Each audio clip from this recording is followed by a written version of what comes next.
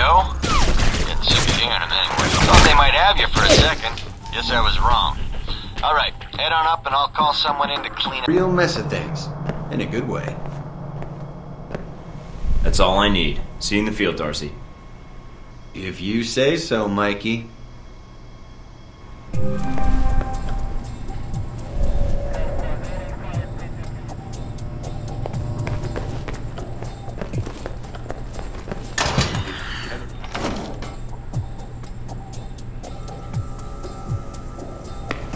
You don't have clearance to come in here.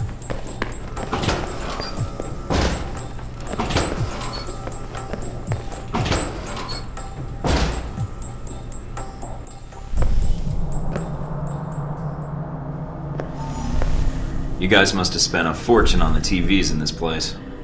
You all done? You tell me. Now you're learning. I have to admit I was worried whether we'd be able to keep you here after you woke up in medical. You gave our staff a run for its money. I can't let you train me if I don't put you through the paces too.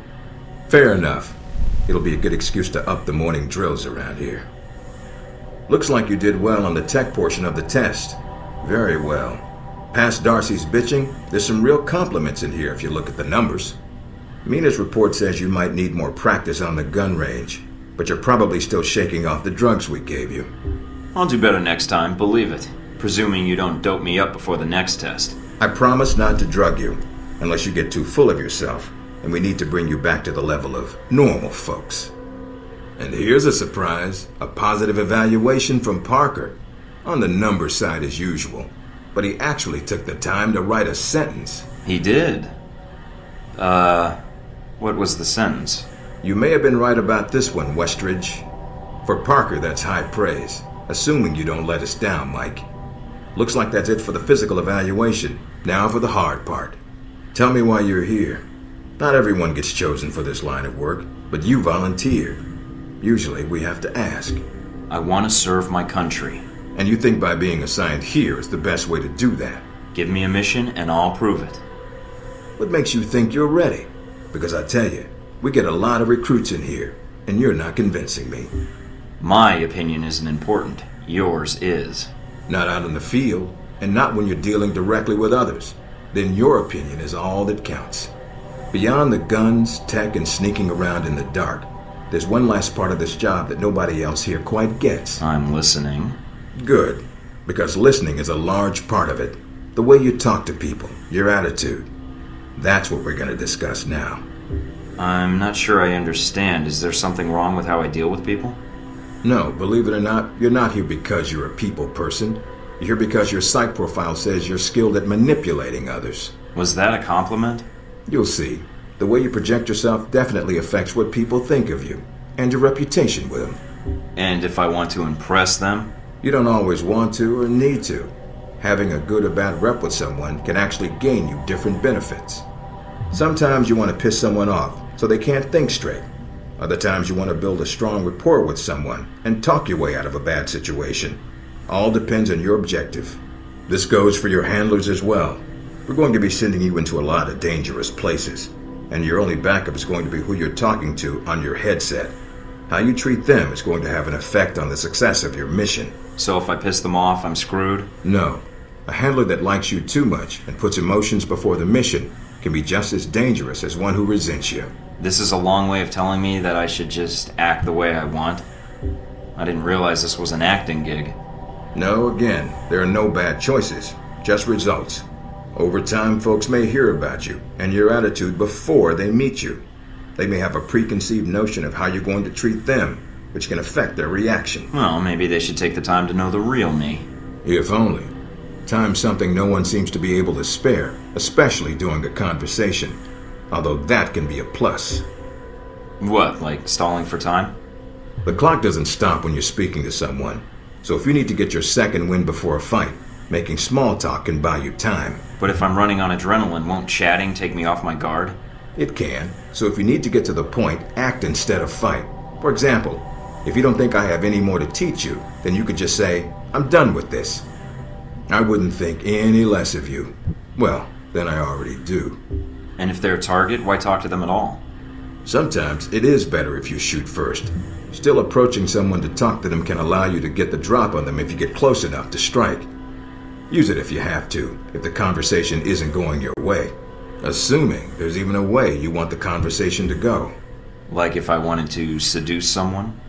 I mean, not like I have trouble with that or anything. If that's what you want to do, pay attention to the clues in your environment.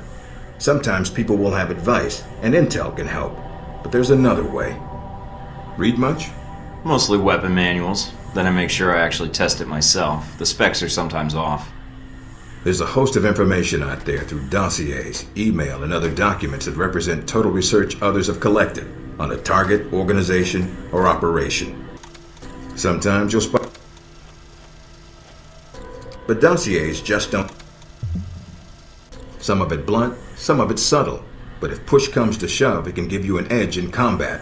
The more you've done your homework, the more vulnerable they'll be. Can we skip the pep talk? I want to get started. Fair enough. Meet me in the command center, and I can give you a proper mission briefing. Good. Because I'm sick of this room. Trust me, Mike. If it was up to me, you'd never see this interrogation cell again.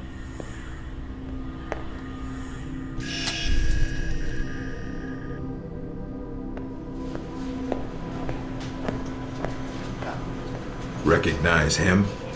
That's Sheikh Ali Shahid, the voice of Al-Samad. They say he was responsible for shooting down that airliner in the Middle East.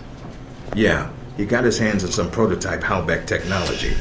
A missile with a multi-stage targeting system called Jacob's Ladder.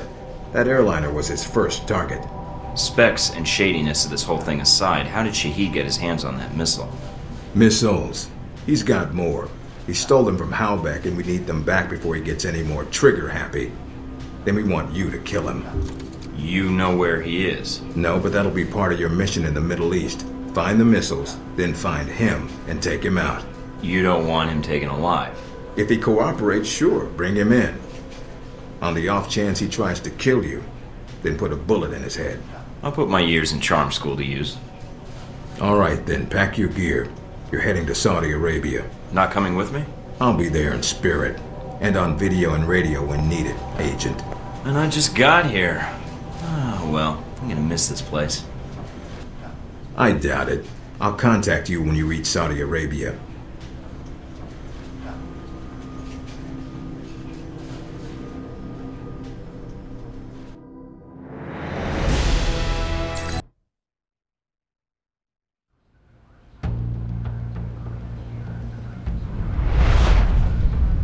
Care to explain how Halbeck lost its missiles? Old news. An accounting error. The missiles. You didn't lose them, did you? Angry, Mr. Thornton? Because of what happened in Saudi Arabia.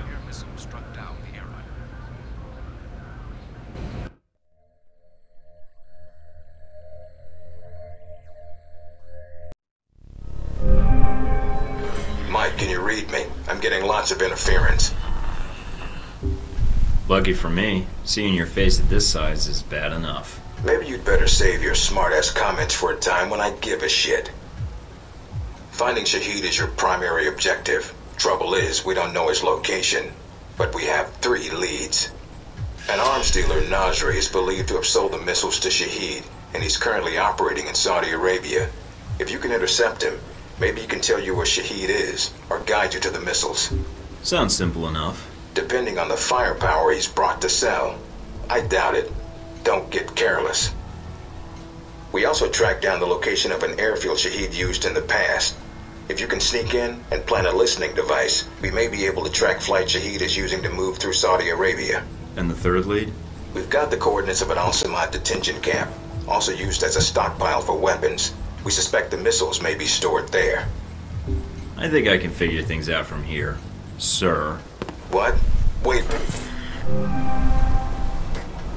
In Washington, senators unveiled new legislation aimed at the federal government by greatly restricting lobbyists' access to legislators.